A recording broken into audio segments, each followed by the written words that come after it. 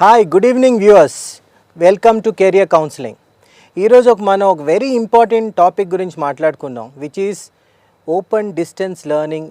అసలు అంటే ఏమిటి, అసలు ఈ open university system, open distance learning అంటే ఏమిటి, అసలు దాని ప్రాముఖ్యత ఏమిటి అని చెప్పడానికి we have a very wonderful guest here. ఆయన పేరు ప్రొఫెసర్ వెంకయ్య గారు. ప్రొఫెసర్ వెంకయ్య గారు is a very senior person. Is a senior professor. He works in the Open University, which is B.R. Ambedkar Open University. Venkaya Garu worked as Director Student Services. Right now is a Director Academic. He was also Vector and a very senior man, and we can say a fountain of knowledge as far as open distance learning is concerned. We are privileged to have Venkaya Garu here. Welcome to the studio, sir. Good evening. Sir, అసలు వెంకయ్య గారు ఈ open distance learning అన్న concept అంటే ఏంటి sir? అది open distance learning అంటే సరళమైన పద్ధతిలో విద్యని మనం విద్యార్థులకి అందించడం అని చెప్పవచ్చు. దూర విద్యా విధానంలో నిబంధనలు చాలా సరళతతో కూడి ఉంటాయి. అంటే ఇప్పుడు సాంప్రదాయమైన విశ్వవిద్యాలయంలో కానీ లేకపోతే ఒక కాలేజీలో కానీ విద్యని అభ్యసించాలి అంటే వారు ఫార్మల్ క్వాలిఫికేషన్స్ కలిగి ఉండాలి తప్పనిసరిగా. అంటే ఏంటంటే ఒక బీకామ్ కానీ బీఏ కానీ బీఎస్సీ కానీ చదవాలంటే నిర్దిష్టంగా ఇంటర్మీడియట్ పాస్ అయి ఉండాలి. ఓ మాస్టర్స్ డిగ్రీ చదవాలంటే ఫస్ట్ డిగ్రీ అంటే బ్యాచులర్స్ లెవెల్ డిగ్రీ చదివి ఉండాలి అదే సబ్జెక్ట్లోని. ఇలాంటి కొన్ని నిబంధనలు బాగా ఎక్కువగా ఉంటాయి. అయితే దూర విద్యా విధానంలో ఈ నిబంధనల్ని సరళీకృతం చేసి అందరికీ అందుబాటులో విద్యను అందించడానికి ఏర్పడిన ఒక కొత్త నవీన విద్యా విధానం. నవీన విద్యా విధానం అంటే అది అంత కొత్త ఏమి కాదు. మన దేశంలోనే దాదాపు 50 సంవత్సరాల నుంచి ఈ విద్యని మనం మన విద్యార్థులకి అందిస్తూ ఉన్నాం. ఈ విద్య అంటే ఏమిటంటే ఫార్మల్గా క్వాలిఫికేషన్ లేనప్పటికీ వారికి కొంత అవగాహన ఉండి రాయడం, చదవడం, అర్థం చేసుకోవడం, నేర్చుకోగలిగే శక్తి కలిగి ఉండి నేర్చుకోవాలనే తపన ఉంటే ఒక మంచి అవకాశం కలిగిస్తాం. అంటే ఇప్పుడు ఇంటర్మీడియట్ పాస్ కాలేదు, లేకపోతే 10th కూడా పాస్ కాలేదు, అలాంటి వారికి ఈ సార్వత్రిక విశ్వవిద్యాలయాలు కానీ అంటే ఓపెన్ యూనివర్సిటీస్, ఇవి సింగిల్ మోడ్ యూనివర్సిటీస్, లేదంటే డ్యూయల్ మోడ్ యూనివర్సిటీస్, సాంప్రదాయ యూనివర్సిటీల్లో కూడా దూర విద్యను అందిస్తూ ఉంటాం కదా. ఇప్పుడు మన రాష్ట్రంలో తీసుకున్నట్లయితే అన్ని విశ్వవిద్యాలయాల్లో కూడా దూర విద్య ఉంది. అందుకని ఆ ఫస్ట్ డిగ్రీకి 18 సంవత్సరాల వయసు కలిగి ఉన్నట్లయితే ఒక ప్రవేశ పరీక్ష పెట్టడం జరుగుతుంది. ఆ ప్రవేశ పరీక్షలో వీరికి బ్యాచిలర్స్ లెవెల్ డిగ్రీ చదువుకోగలిగిన సామర్థ్యం ఉందా అనేది పరీక్ష చేసి విద్యను అందించడం అంటే బ్యాచిలర్ డిగ్రీలో ప్రవేశానికి అవకాశం కల్పిస్తాం. ఈ విధంగా సరళతరం చేశాం అన్నమాట. అది ఓపెన్ యూనివర్సిటీ సిస్టమ్ కానీ లేకపోతే డిస్టెన్స్ ఎడ్యుకేషన్ సిస్టమ్ కానీ ఓపెన్ డిస్టెన్స్ లెర్నింగ్ కానీ ఇవన్నీ వివిధ దేశాల్లో వివిధ రకాలుగా వాడుతూ ఉంటాం. మన దేశంలో కూడా ఇవన్నీ కూడా చాలా ప్రాచుర్యం పొందాయి. ఈ విధానంలో ఏమిటంటే సరళమైన పద్ధతిలో అందరికీ అనుకూలంగా అందరికీ అవకాశాన్ని ఇస్తూ తరువాత అతి తక్కువ ఖర్చుతో విద్యను అందించే పద్ధతి అని చెప్పొచ్చు. వెంకయ్య గారు చాలా బాగా చెప్పారు. ఇప్పుడు ఈ distance learning or distance learning pattern అనేది ఇండియాకే పరిమితమా లేకపోతే వేరే దేశాల్లో కూడా ఇది ఉందా? లేదండి, చాలా దేశాల్లో ఉంది. ఉదాహరణకి ఇప్పుడు అంటే ముఖ్యంగా అసలు ప్రపంచంలో ఏ దేశంలో దూర విద్యా విధానం ఉన్నా కానీ ముఖ్యంగా ఆ మోడలు బ్రిటిష్ ఓపెన్ యూనివర్సిటీ నుంచి తీసుకోవడం జరుగుతుంది. అంటే బ్రిటిష్ ఓపెన్ యూనివర్సిటీ చాలా ప్రఖ్యాతిగాంచిన యూనివర్సిటీ, విశ్వవిద్యాలయంగా దూర విద్యలో చాలా ఘనత పొందిందని అందరికీ తెలిసిన విషయమే. అయితే అది దానికంటే అసలు సౌత్ ఆఫ్రికాలో మొట్టమొదట ప్రారంభమైంది చాలా కాలం క్రితం. అయితే అది అంతా కొంతకాలం తర్వాత ఆగిపోయింది. ఆ తర్వాత బ్రిటిష్ ఓపెన్ యూనివర్సిటీ వచ్చిన తర్వాత అన్ని రాజ్యాలకి అదొక మార్గదర్శకమైన విశ్వవిద్యాలయంగా ఏర్పడింది. ఆ ప్రాసెస్లో ఇది ఒక డెవలపింగ్ కంట్రీస్ మన మన భారతదేశం లాంటి డెవలపింగ్ కంట్రీస్కే పరిమితం కాదు. ఇప్పుడు ఉదాహరణకి కెనడాలో అథబాస్కా ఓపెన్ యూనివర్సిటీ అని ఉంది. ఓపెన్ యూనివర్సిటీ జర్మనీలో ఉంది, ఫెర్న్ ఓపెన్ యూనివర్సిటాట్ అంటారు. యూకే ఓపెన్ యూనివర్సిటీ మిల్టన్ కీన్స్లో ఉంది, బ్రిటిష్ ఓపెన్ యూనివర్సిటీగా బాగా అందరికీ తెలిసింది. అలాగే యూనివర్సిటీ ఆఫ్ ఎయిర్ అని జపాన్లో ఉంది. తర్వాత ఓపెన్ యూనివర్సిటీ ఆఫ్ హాంకాంగ్ ఉంది. Central radio and television university అని చైనాలో ఉంది.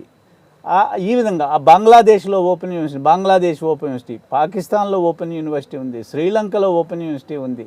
ఈ విధంగా ఓపెన్ యూనివర్సిటీ అనేది ఒక మన రాష్ట్రానికో మన దేశానికో పరిమితం కాలేదు, ప్రపంచంలో అన్ని చోట్ల ఉన్నాయి. అయితే ఎక్కువగా జనాభా ఉండి రిసోర్సెస్ తక్కువగా ఉండి ఫైనాన్షియల్ రిసోర్సెస్ తదితర రిసోర్సెస్లో కన్స్ట్రెయింట్స్ వల్ల ఈ ఆసియా దేశాల్లో, తర్వాత జనాభా ఎక్కువగా ఉన్న దేశాల్లో ఇది బాగా ఎక్కువ పెద్ద ఎత్తునుంది. మన దేశంలో పరిస్థితి తీసుకున్నట్లయితే ఇప్పుడు దాదాపు 175 విశ్వవిద్యాలయాలు, వాటిల్లో ఓపెన్ యూనివర్సిటీస్ ఒక 15, ఇందిరాగాంధీ నేషనల్ ఓపెన్ యూనివర్సిటీ, తర్వాత స్టేట్ ఓపెన్ యూనివర్సిటీసు, ఇవి కాకుండా దాదాపు 150-155 డ్యూయల్ మోడ్ యూనివర్సిటీస్. అంటే ఇప్పుడు మన రాష్ట్రంలో చెప్పాలంటే ఆంధ్ర విశ్వవిద్యాలయం, ఉస్మానియా విశ్వవిద్యాలయం, కాకతీయ విశ్వవిద్యాలయం, నాగార్జున విశ్వవిద్యాలయం, కృష్ణదేవరాయ విశ్వవిద్యాలయం, వెంకటేశ్వర విశ్వవిద్యాలయం, అన్ని యూనివర్సిటీల్లో ఎలాగ చెప్తే అన్ని యూనివర్సిటీల్లో కూడా మనకి ఈ దూర విద్యని అందించడం జరుగుతుంది. వాటిని డ్యూయల్ మోడ్ యూనివర్సిటీస్ అంటాం. అయితే ఇప్పుడు doctor BR Ambedkar open university ఉంది, ఇది సింగిల్ మోడ్ ఓపెన్ యూనివర్సిటీ అంటాం. సింగిల్ మోడ్ యూనివర్సిటీ అంటే ఒక్క డిస్టెన్స్ ఎడ్యుకేషన్లో మాత్రమే ఈ విద్యా విషయాలను అందజేస్తుంది, ప్రోగ్రాముల్ని ఆఫర్ చేస్తుంది. అలాగే మనం తీసుకున్నట్టయితే కర్ణాటకలో ఒక స్టేట్ ఓపెన్ యూనివర్సిటీ ఉంది, కర్ణాటక స్టేట్ ఓపెన్ యూనివర్సిటీ అన్నారు. తమిళనాడులో ఒకటి ఉంది, తమిళనాడు ఓపెన్ యూనివర్సిటీ. వెస్ట్ బెంగాల్లో నేతాజీ సుభాష్ ఓపెన్ యూనివర్సిటీ ఉంది. మహారాష్ట్రలోనేమో యశ్వంతరావు మహారాష్ట్ర చవాన్ ఓపెన్ యూనివర్సిటీ ఉంది. అంబేద్కర్ ఓపెన్ యూనివర్సిటీ అని గుజరాత్లో మరొకటి, మన అంబేద్కర్ ఓపెన్ యూనివర్సిటీ ఆంధ్రప్రదేశ్లో ఉంది, doctor BR Ambedkar open university. Ambedkar open university గుజరాత్లో ఉంది. కోటా ఓపెన్ యూనివర్సిటీ అని రాజస్థాన్లో ఉంది. రాజర్షి, ఉత్తరప్రదేశ్ రాజర్షి టాండన్ యూనివర్సిటీ అని ఉత్తరప్రదేశ్లో ఉంది. ఈ విధంగా అన్ని రాష్ట్రాల్లో, ఛత్తీస్గఢ్లో ఉంది, ఉత్తరాంచల్లో ఉంది, అస్సాంలో ఉంది, అస్సాం ఓపెన్ యూనివర్సిటీ. మన దేశంలో ఇన్ని చోట్ల విశ్వవిద్యాలయం ప్రతి స్టేట్లో కూడా ఉంది. అంటే ఇంకా కొన్ని స్టేట్లో ప్రారంభం చేయాల్సిన అవసరం ఉందని కూడా గవర్నమెంట్ వారు చాలా ఇంపార్టెన్స్ ఇస్తూ ఉన్నారు దీన్ని. వెంకయ్య గారు చాలా విపులంగా చెప్పారండి. బట్ యాజ్ ఏ ప్రొఫెసర్ చాలా అపోహలు ఉన్నాయండి. అంటే ఈ యూనివర్సిటీలో డిగ్రీలు రికగ్నైజ్ కాదని, ఇది చేస్తే జాబ్స్ రావని, కొంచెం వాటి గురించి చెప్తారా? బికాజ్ స్టూడెంట్స్లో ఓపెన్ యూనివర్సిటీ గురించి చాలా అపోహలు ఉన్నాయి. అంటే ఇది అపోహలు ఉండడానికి అవకాశం లేదండి. ఎందుకంటే ఇప్పుడు నేను చెప్పిన విశ్వవిద్యాలయాలన్నీ, అసలు ఏదైనా ఒక విశ్వవిద్యాలయం ఒక డిగ్రీని అవార్డు చేస్తూ ఉంది అంటే దానికి రికగ్నిషన్ ఉంది.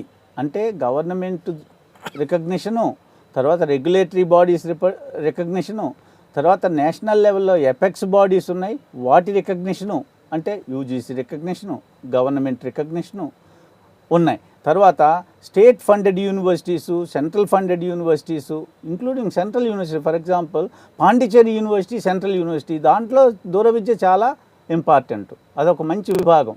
అందుకని దీనికి అపోహలు ఉండడం అనేది కరెక్ట్ కాదు. కారణం ఏమిటంటే విద్యని అందించడానికి ప్రవేశం ఇచ్చే సమయంలో సరళీకృతం ఉంది, కానీ డిగ్రీ అవార్డు చేసే విషయంలో సరళీకృతం లేదు. అంటే తేలిగ్గా డిగ్రీలు సంపాదించవచ్చు, లేకపోతే తేలిగ్గానే ఓపెన్ యూనివర్సిటీస్ కానీ డిస్టెన్స్ ఎడ్యుకేషన్ ఇన్స్టిట్యూషన్స్ కానీ డిగ్రీలు ఇస్తాయంటే అది కరెక్ట్ కాదు. కారణం ఏంటంటే ఇప్పుడు మన సంప్రదాయమైన విశ్వవిద్యాలయాల్లో కానీ కాలేజీల్లో కానీ మనం తీసుకున్నట్లయితే సక్సెస్ రేటు 60%, 70%, 75%, 80%, 85% అలా ఉంటుంది కదా. కనీసం 50% ఉంటుంది ఏ కాలేజ్ తీసుకున్నా, ఏ విశ్వవిద్యాలయం తీసుకున్నా.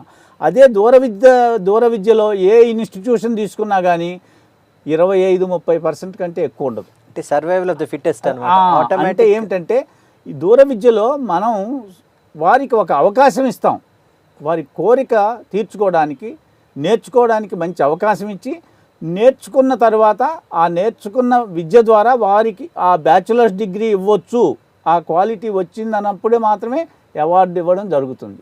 అందుట్లో ఇవన్నీ కూడా గవర్నమెంటు, సో అంటే స్టేట్ గవర్నమెంట్ అయితే స్టేట్ లెజిస్లేచర్లో ఎనాక్ట్ అయ్యి యూనివర్సిటీ రూపొంది ఆ తర్వాత డిఫరెంట్ రెగ్యులేటరీ బాడీస్ ఇంపోజ్ చేసినటువంటి నిబంధనల్ని సక్రమంగా పాటిస్తూ విద్యను అందించడం జరుగుతుంది. అలాంటప్పుడు తప్పనిసరిగా వాటికి అపోహలు ఉండడానికి అవకాశం లేదు.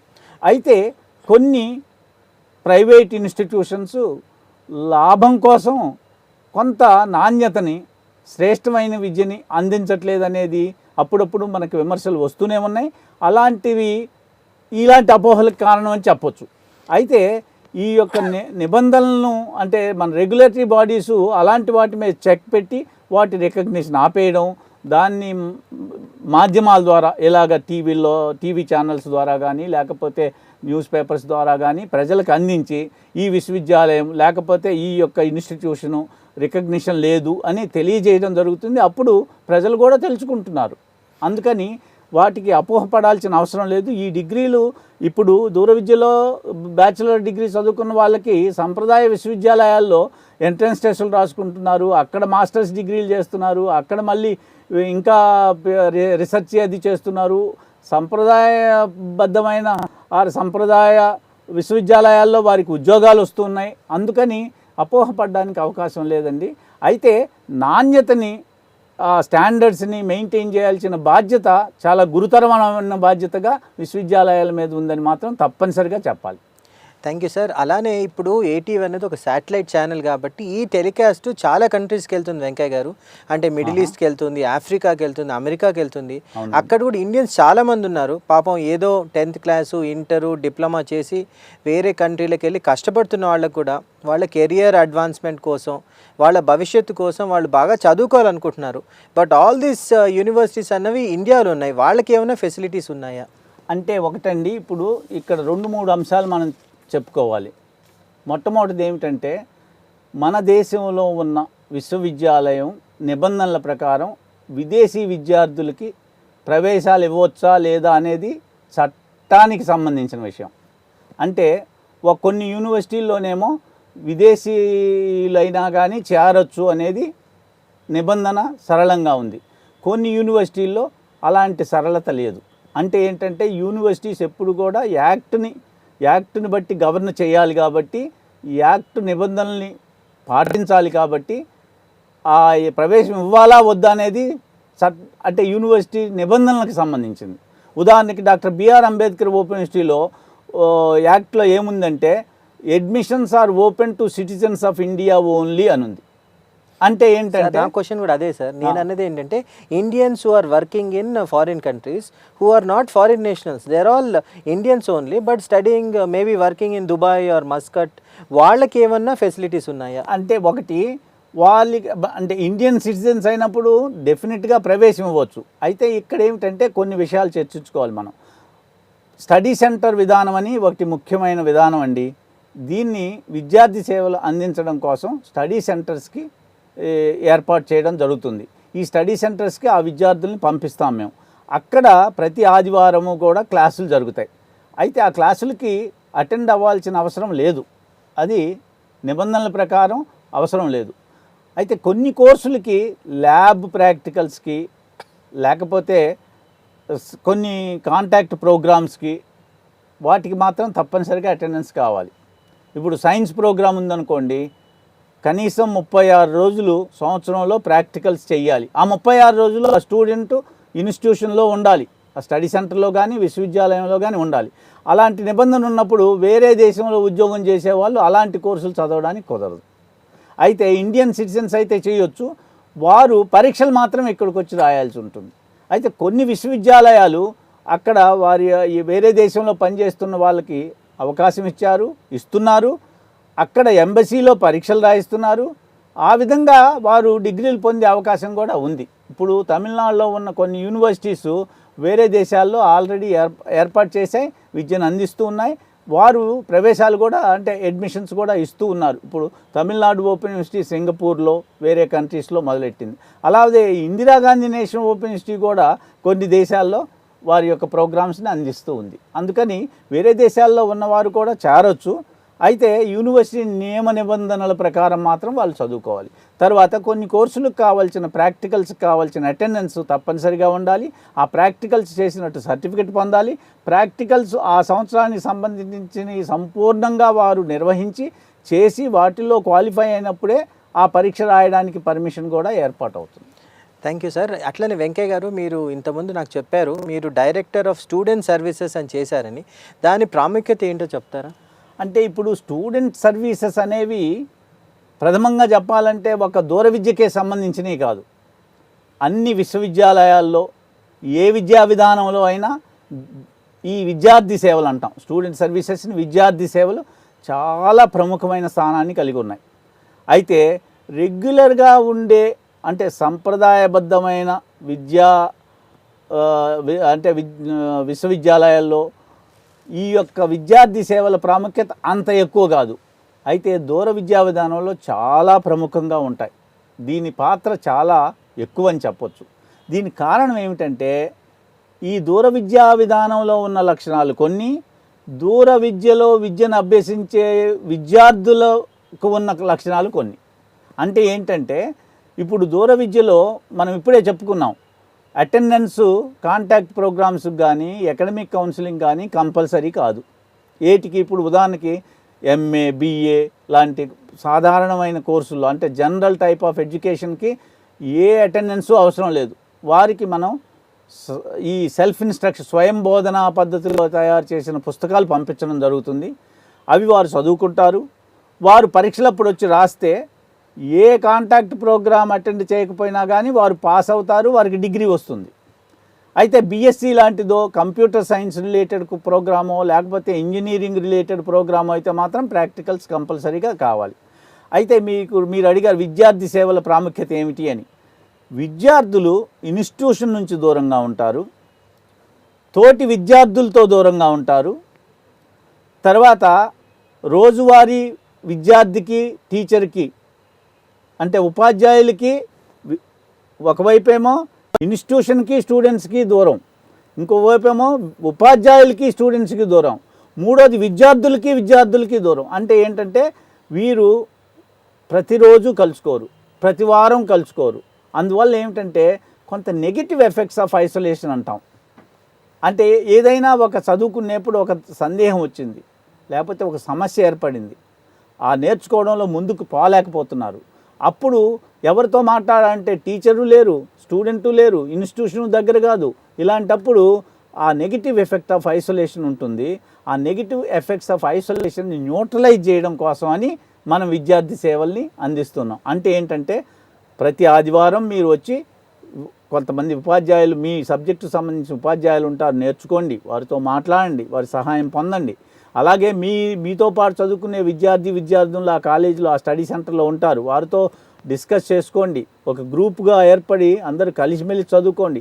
ఇలాంటి వాటిని తర్వాత ఒక్కోసారి ఈ స్టూడెంటు అసలు తను చదువుకుంటున్నా కానీ ఆ ఇన్స్టిట్యూషన్ నుంచి అప్పుడప్పుడు ఉత్తరాల ద్వారా పంపించడం, లేకపోతే రేడియో ఇలాంటి పాఠాలు అంటే లైవ్ టెలికాన్ఫరెన్సింగ్ కానీ వీడియో పాఠాల ద్వారా కానీ కొన్ని పాఠాలు ఏర్పాటు చేయడం వల్ల ఈ ఇన్స్ట్రక్షనల్ సపోర్ట్ ఇవ్వడం.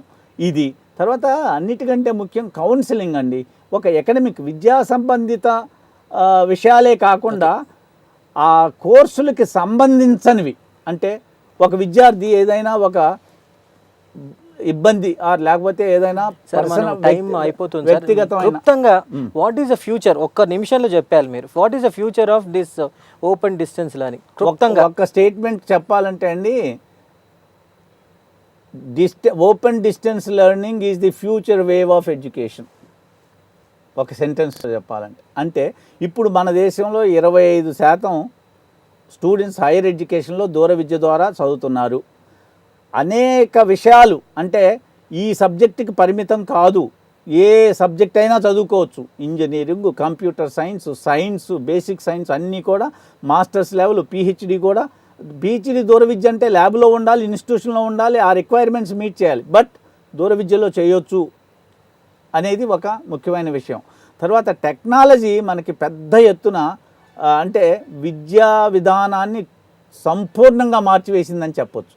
ముందు ముందు అంతా లెర్నింగు, ఆన్లైన్ లెర్నింగు, వర్చువల్ లెర్నింగే అంటాం. తర్వాత ఇప్పుడున్న 25% రాగల 10 ఏళ్లలో నా ఉద్దేశం ప్రకారం 50% అవుతుందని మాత్రం అనుకోవచ్చు. ఎందుకంటే మన దేశంలో thank you very much Venkaiah గారు. థ్యాంక్ యూ, చాలా సంతోషం అండి. Thank you very much.